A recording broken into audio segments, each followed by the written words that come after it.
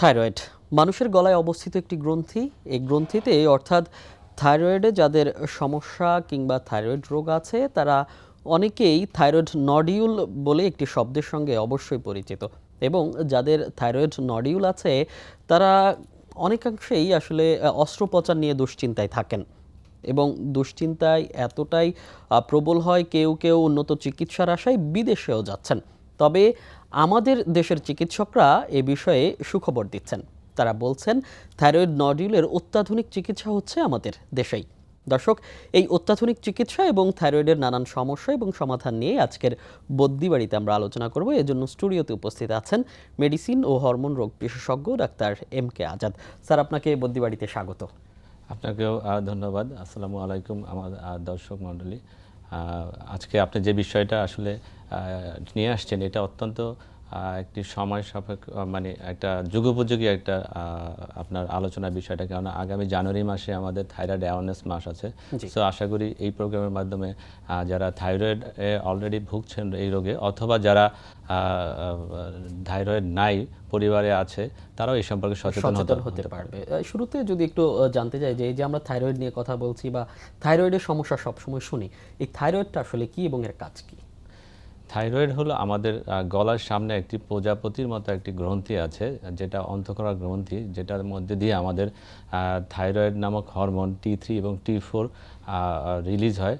এবং এই রিলিজ হওয়ার ফলে এটা শরীরের রক্তে সারা শরীরে যখন বয়ে যায় তখন আমাদের কতগুলি জরুরি কাজ করে থাকে। এই জরুরি কাজের মধ্যে আমাদের বিপাকীয় কাজ, মানসিক এবং শারীরিক বৃদ্ধির জন্য অত্যন্ত জরুরি। এছাড়া শরীরের তাপমাত্রা নিয়ন্ত্রণ, স্কিনের ড্রাইনেস এবং আমাদের যে অবসাদ, ক্লান্তি, শক্তি বৃদ্ধি, এগুলো সব কিছুতেই কিন্তু থাইরয়েডের একটি রোল আছে। সেক্ষেত্রে আসলে এই যে কি কি ধরনের সমস্যা হয়ে থাকে? থাইরয়েড রোগকে যদি আমি মোটা দাগে বলি, 3 ধরনের থাইরয়েড রোগ বলা যায়। একটা হলো হাইপার থাইরয়েড, যেটা হলো থাইরয়েডের হরমোন যখন অতিরিক্ত পরিমাণ তৈরি হয় থাইরয়েড গ্ল্যান্ড থেকে। আর একটা হলো হাইপোথাইরয়েড, যখন থাইরয়েড গ্ল্যান্ড থেকে হরমোন প্রয়োজনের তুলনায় কম তৈরি হয়। আর একটা রোগ হলো যেটা থাইরয়েডের গ্ল্যান্ডটা এটা নিজে ফুলে যাওয়া, এটাকে অনেক সময় গলগণ্ডও বলা হয় বা নডিউলে বলি আমরা মেডিকেলের ভাষায়, যখন ছোট থাকে। আবার অনেক সময় থাইরয়েড টিউমারও যখন মারাত্মক আকার ধারণ করে থাইরয়েড টিউমারও বলা হয়। আচ্ছা, এর ঝুঁকি আসলে কি বা মৃত্যু ঝুঁকি আছে কিনা এই থাইরয়েড? হ্যাঁ, থাইরয়েড গ্ল্যান্ডের যে এটা শরীরে বেঁচে থাকার জন্য থাইরয়েড হরমোন অত্যন্ত জরুরি একটা হরমোন। তো এটা যদি আমাদের অতিরিক্ত পরিমাণ তৈরি হয় তাহলে আমাদের হাইপার থাইরয়েড হলে আসলে আমাদের মেটাবলিজম এত বেড়ে যায়, তখন আমরা যদি প্রয়োজনীয় তুলনায় বেশিও খাই তাও মানুষ শুকিয়ে যায়, হার্টের বিট বেড়ে যায়, তখন হার্ট ফেলার হয়ে যায় একটা সময় ট্রিটমেন্ট না পেলে, এবং অ্যারিথমিয়া তৈরি হয় এবং অনেক মেটাবলিজমের সমস্যা হয়, তখন কিন্তু মানুষের মৃত্যু হতে পারে। এবং হাইপারথাইরয়েডেমা রোগ কিন্তু যখন প্রোডাকশন যতটুকু তৈরি তার তুলনায় যদি কম তৈরি হয় আমাদের শরীরে, তাহলে শরীরে রক্তের চর্বি বাড়বে, শরীর মোটা হয়ে যাবে, তখন কার্ডিওভাস্কুলার ডিজিজগুলো বেশি হবে, তখন কিন্তু মৃত্যু ঝুঁকি বেড়ে যায়। এবং নডিউল যদি ক্যান্সারে কনভার্ট হয় তখন তো মৃত্যু ঝুঁকি থাকেই। আচ্ছা, সেক্ষেত্রে আসলে আপনি এই যে 3 ধরনের যে থাইরয়েডের রোগ বলছিলেন, সেক্ষেত্রে আসলে আমাদের দেশে আসলে কোনগুলো বেশি হচ্ছে কিংবা আমাদের দেশে আসলে ওভারঅল যে সিচুয়েশনটা সেটা যদি একটু বলতেন। ওভারঅল সিচুয়েশনে আসলে যেটা আমরা থাইরয়েড রোগীদের মধ্যে কিন্তু যে আমাদের বাংলাদেশে প্রায় 5 কোটি লোক থাইরয়েড রোগে আক্রান্ত, এর মধ্যে 3 কোটি লোকই জানে না এই রোগে তারা আক্রান্ত। কারণ হলো যে এই আক্রান্ত রোগীদের মধ্যে কিন্তু 4 থেকে 9% যারা আছেন তারা কিন্তু দৃশ্যমান থাইরয়েড নডিউল রোগে ভোগে। এবং অদৃশ্যমান, যেটা আলট্রাসোনোগ্রাম করে ডিটেক্ট করা যায়, এরকম 40 বছরের উপর যারা প্রায় 40% লোকেই এই থাইরয়েড নডিউল রোগে ভোগে। এই থাইরয়েড নডিউল রোগে ভোগার আগে 1993 সালে কিন্তু আমাদের দেশে আয়োডিন জাতীয় থাইরয়েড রোগের সমস্যাটা খুব বেশি ছিল, আয়োডিন ডেফিসিয়েন্সি। কিন্তু আয়োডিন সাপ্লিমেন্টের পরে এখন কিন্তু আমাদের এই অটোইমিউন ডিজিজ বা থাইরয়েড অটোইমিউন ডিজিজের ফলে যে থাইরয়েড নডিউল তৈরি হওয়া, এটা কিন্তু এখন অনেক বেশি হাইপো এবং হাইপার থাইরয়েডের তুলনায়।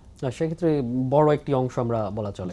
এবং যদি লক্ষণের দিকে যদি আসতে চাই, আসলে কিভাবে একজন রোগী বুঝবেন বা একজন সাধারণ মানুষই বুঝবেন তার থাইরয়েডের সমস্যা আছে? আর থাইরয়েডের তো আমরা বলেছি যে মোটা দাগে তিনটি, এবং যদি হাইপার থাইরয়েড হয় তাহলে রোগী দেখা যাবে যে দিন দিন শুকিয়ে যাচ্ছে, তার বুক ধরপড় করছে, শরীরে অত্যাধিক গরম লাগছে, হাত পা ঘামছে এবং অস্থির থাকছে, এবং অতিরিক্ত খাওয়ার পরেও তার দেখা যাচ্ছে ওজন কমে যাচ্ছে। এটা কিন্তু একটা বড় সমস্যা। এটা হলো হাইপার থাইরয়েড রোগী তাদের উপসর্গ।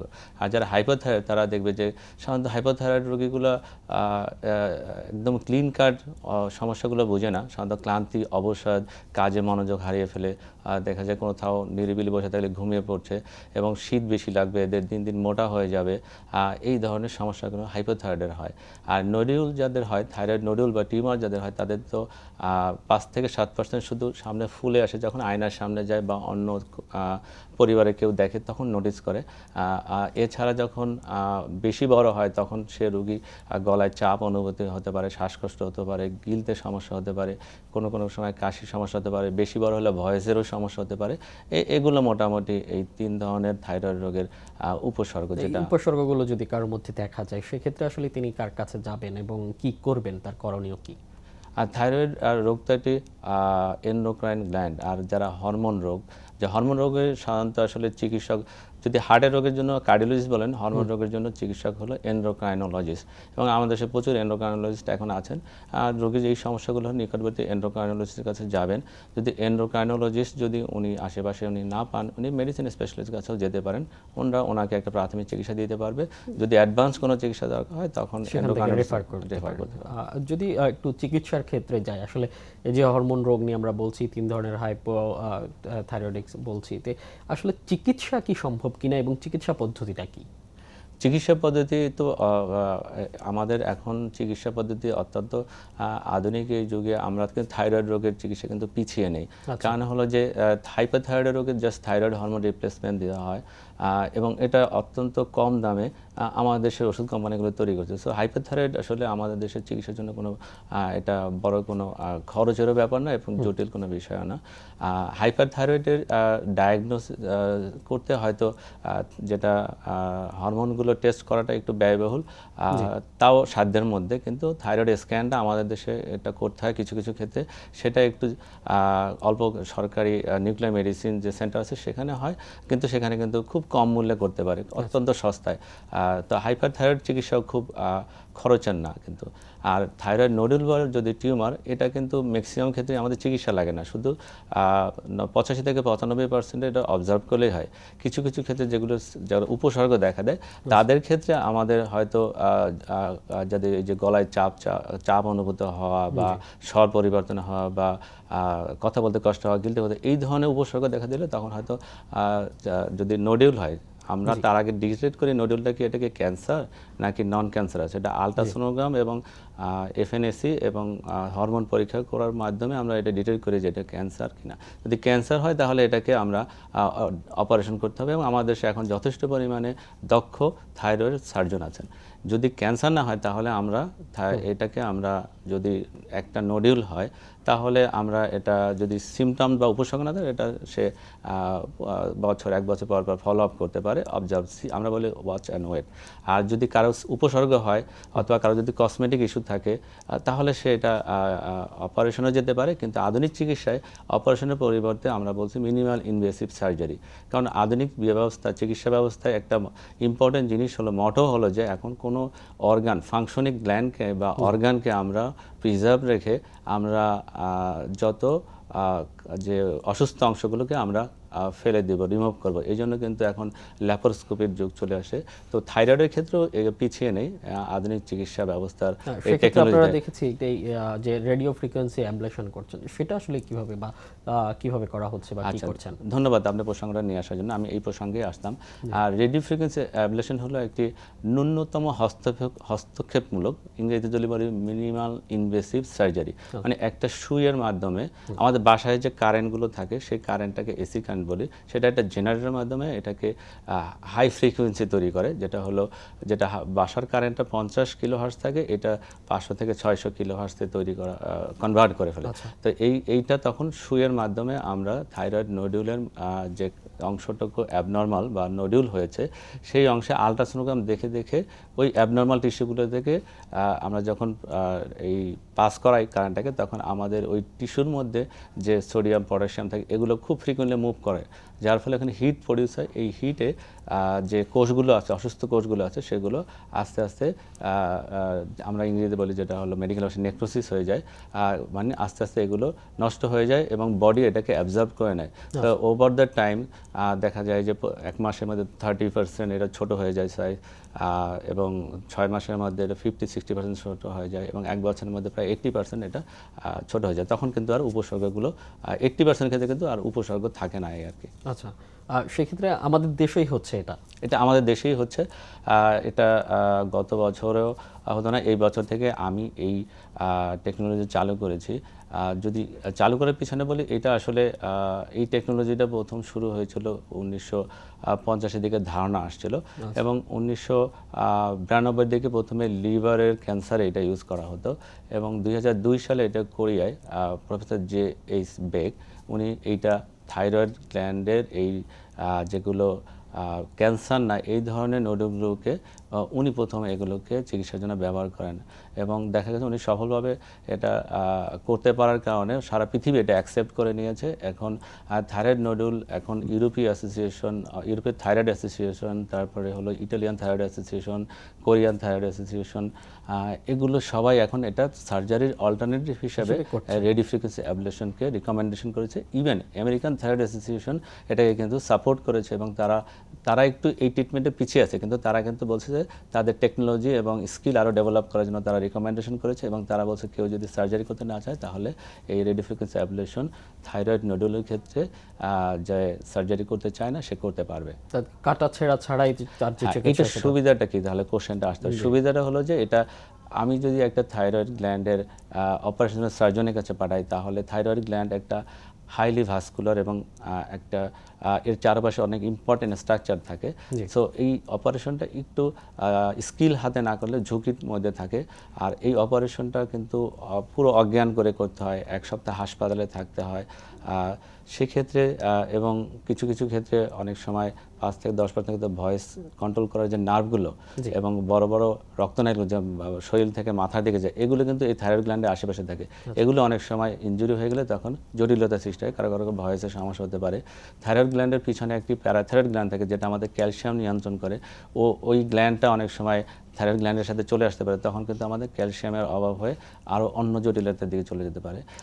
তো সেই ক্ষেত্রে যদি আমরা এটা মিনিমাল ইনভেসিভ সার্জারির radio frequency ablation of thyroid nodule করতে পারি, তাহলে কিন্তু এই ঝুঁকিগুলো একদমই থাকে না, কারণ আমরা আলট্রাসোনোগ্রামের মাধ্যমে স্পেসিফিক জায়গায় আমরা ওইটা ডেলিভারি করছি হিটটা, যার ফলে স্পেসিফিক জায়গার টিস্যুগুলোকে নষ্ট হবে, আর বাকি যে ফাংশনিং যে টিস্যুগুলো আছে সেগুলো বা কোষগুলো ঠিক থাকবে, যার ফলে আমার কিন্তু অপারেশনের পরবর্তী সময় যে এই যে আমাদের রিকারেন্ট ন্যারেঞ্জিয়াল নার্ভ যেটা আমাদের ভয়েস, এই যে আমি কথা বলছি যে আমার সাউন্ডটা শোনা যাচ্ছে, এই সাউন্ডটা কিন্তু একদম একই থাকবে, কিন্তু অপারেশনে কিন্তু অনেক সময় হাস্কি ভয়েস হতে পারে, বা ভয়েসটা যেটাকে বলে ডাউন হয়ে যেতে পারে বা ফ্যাসফ্যাসে হয়ে যেতে পারে, কিন্তু এটা একদম ঝুঁকি নাই বললেই বলে লেস দ্যান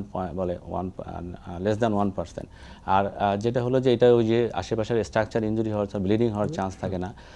তার হাসপাতালে এটা হলো যে সকালবেলা আসলে এটা 1 ঘন্টা লাগে প্রসিডিউরটা করতে, এবং লোকাল অ্যানেস্থেসিয়া দিয়ে করা যায়, পুরো অজ্ঞান করতে হয় না, এবং যেদিন এটা সেদিনে রোগী হাসপাতাল থেকে বাড়ি চলে যেতে পারে, এবং অপারেশনের পরবর্তীতে সাধারণত একটা দাগ থাকে, কিন্তু এই প্রসিডিউরে কিন্তু অপারেশনের পরবর্তীতে গলায় কোনো দাগ থাকবে না করার পরবর্তীতে, এবং রোগী পরের দিনই কাজে যেতে পারবে। হ্যাঁ, এবং কিন্তু বারবার হওয়ার যে 2-3 বছর বা কিছুদিন পর আবার হওয়ার আশঙ্কা তৈরি হয় কিনা বা আছে কিনা?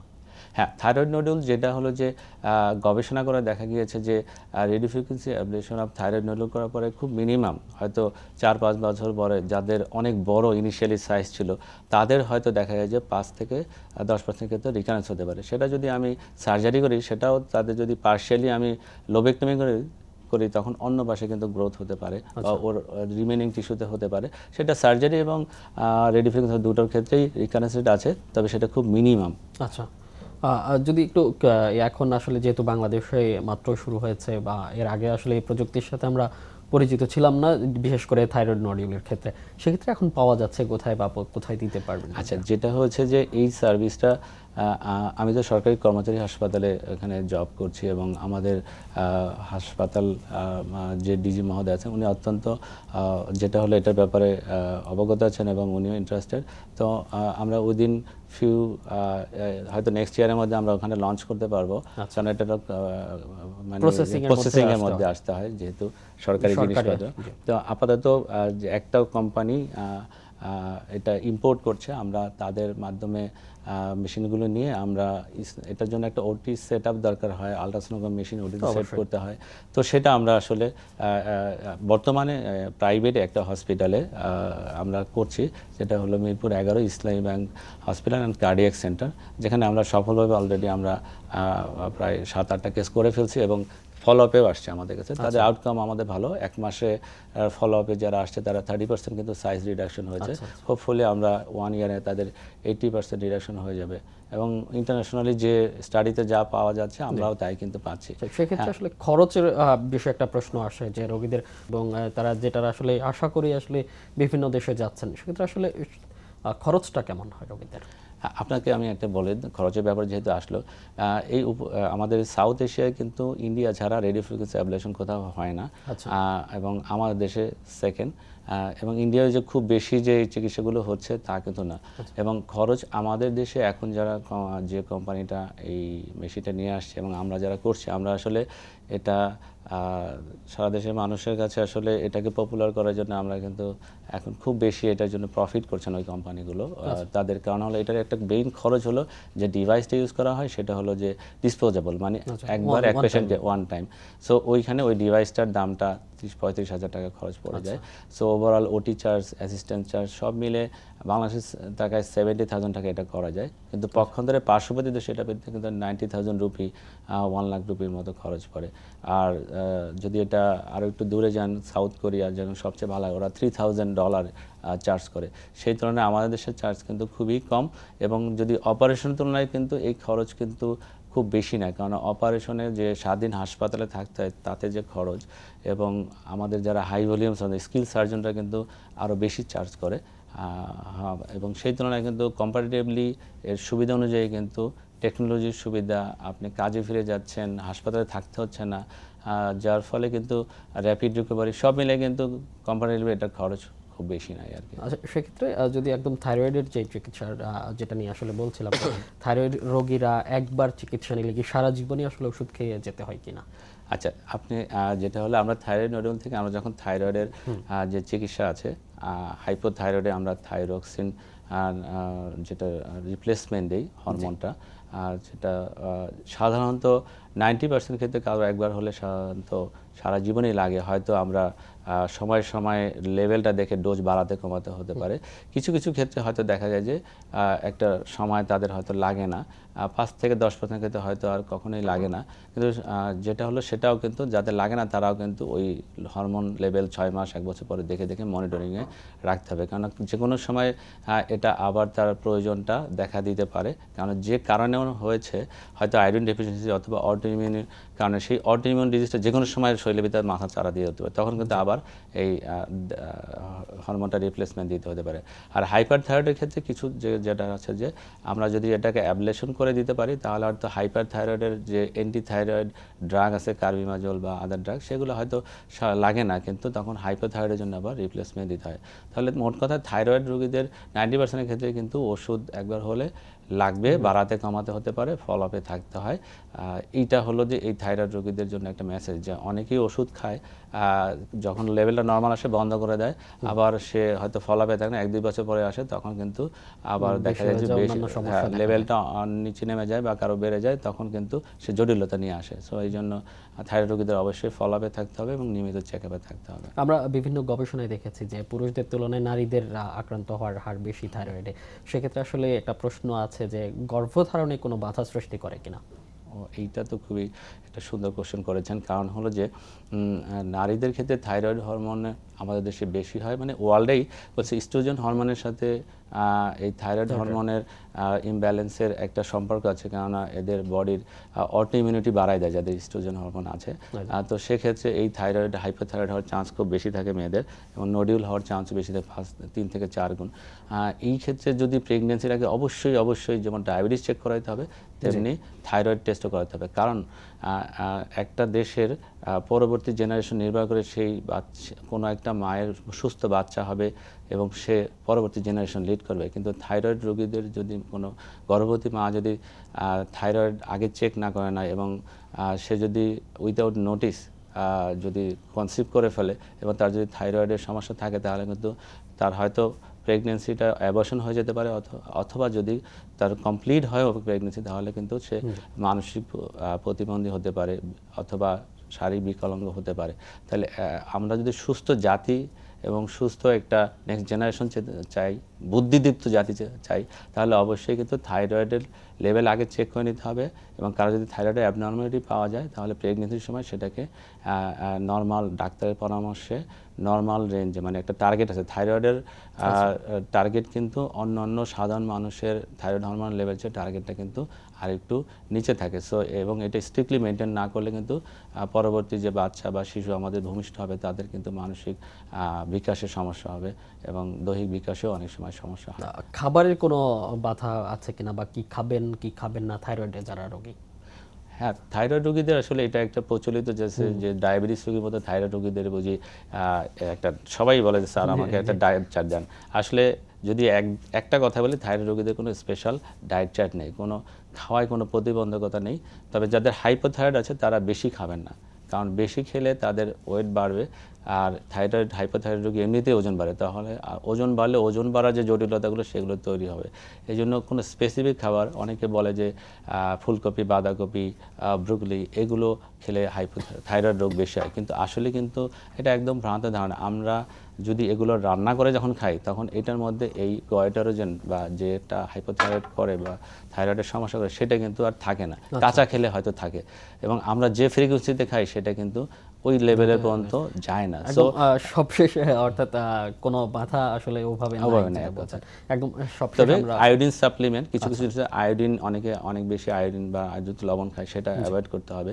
পরিমাণ মতো খেতে হবে, স্বাস্থ্যসম্মত খাবার খেতে হবে, এবং যেটা হলো অনেকে ফুড সাপ্লিমেন্ট নেয়, এগুলো কিন্তু থাইরয়েড হরমোনের তারতম্য করতে পারে। সো ডাক্তার পরামর্শ ছাড়া এগুলো না। একদম শেষ হয়ে চলে এসেছে, আমাদের প্রোগ্রাম প্রায় শেষ, সময়ও কম। আমরা সবশেষ যদি জানতে চাই যে যারা থাইরয়েড আক্রান্ত, তাদের আসলে কি ধরনের সতর্কতার মধ্যে থাকতে হয়?